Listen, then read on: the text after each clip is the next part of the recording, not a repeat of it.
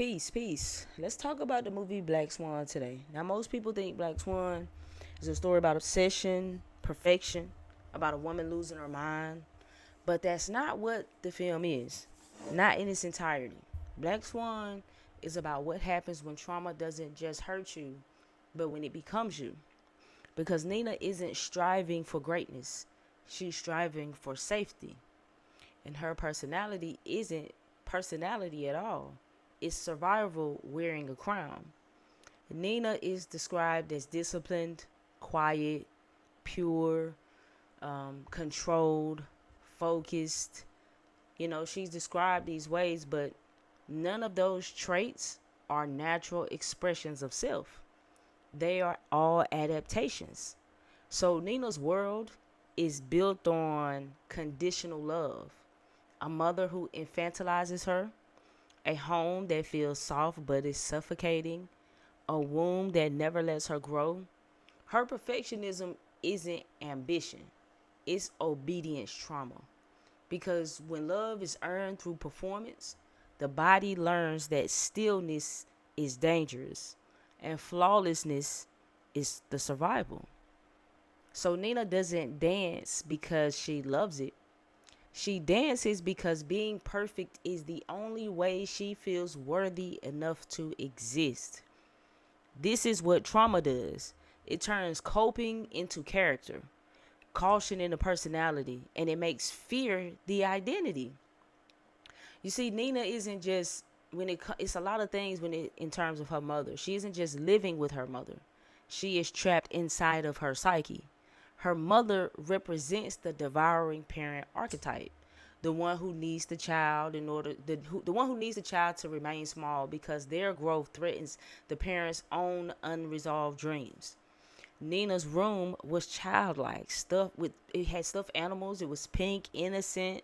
It was like it was frozen in time. But it wasn't comfort. It was psychological preservation.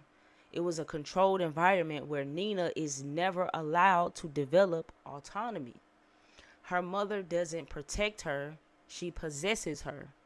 And this creates a fractured self, a girl who cannot separate I am from I am what you approve of. And when autonomy is stifled long enough, the psyche splits to survive. That leads us to her shadow, right? So Lily, the Black Swan embodiment, isn't really another person. She is Nina's suppressed essence. The wildness, the sensuality, the instinct, the rebellion, the parts that were never allowed expression. So in Jungian psychology, this is the shadow. The unconscious self that grows stronger the more it is denied. The more Nina tries to remain pure, the darker her shadow becomes. And it's not about it being evil, it's about the denied humanity fighting its way back to the surface. Her hallucinations aren't madness, they're the subconscious screaming, "Let me exist." But because Nina doesn't know how to integrate this side of herself, she doesn't merge with it. Instead, she battles it. And that battle becomes destruction. Most people interpret Nina as driven, but she isn't driven. She's actually terrified. Trauma doesn't always look like chaos. Sometimes it looks like excellence, hyper focus, rigid control, overachievement, self denial, hypervigilance, emotional suppression. These aren't personality traits. They are expressions of a nervous system that never feels safe enough to rest. Nina doesn't trust herself, so she punishes her body into compliance. She scratches, she bleeds, she forces, and it's not because she wants to be great, but it's because if she isn't perfect, she unconsciously believes that she is nothing. This is the psychological cost of being, quote unquote, the good girl or the strong one or the responsible one or the mature one. You see, trauma doesn't always scream. Sometimes it performs beautifully. The transformation into the Black Swan is symbolic. This is not empowerment. This is rebellion born from repression. Because when the shadow is finally released without compassion, without integration, without safety, it's not to heal you, it's going to consume you. So the Black Swan is the version of Nina that was never allowed to breathe. So when she finally does, she overcompensates. This is what happens when the psyche swings from suppression to chaos. It's not balance, not wholeness, just polarity. And the tragedy of Nina's story is that she thinks she has become free when she has only shifted mask. So Black Swan isn't about perfection. It's about identity distortion.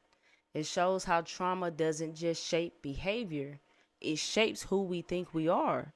And when we don't know how to separate the wound from the self, we begin to perform our pain instead of healing it.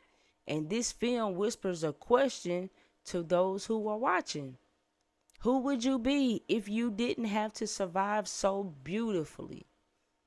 Who are you beyond your coping mechanisms?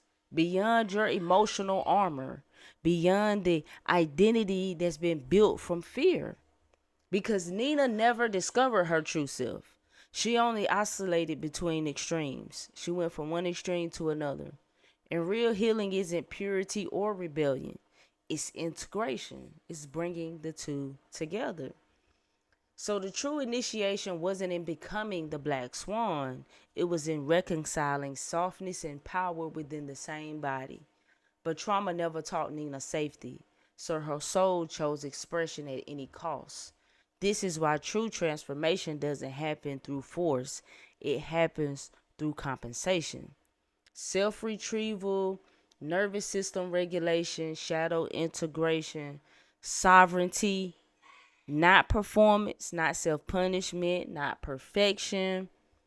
So if you saw pieces of yourself in Nina in watching Black Swan, in the perfection, in the fear, in the emotional suppression, in the performance of strength, this then it's more than it being just a movie. This is not just about it being a movie breakdown. It's about it being a mirror. And you don't have to live inside of a mask created by survival. So with that, I end on a note of I want you to all to know that I offer shadow mirror sessions. And this is for those who are ready to separate who they truly are from the trauma or from who trauma trained them to be. It's not therapy. This is soul retrieval. Your true self still exists beneath the performance. So check the description for the link and make sure that you like and subscribe to the channel. Peace.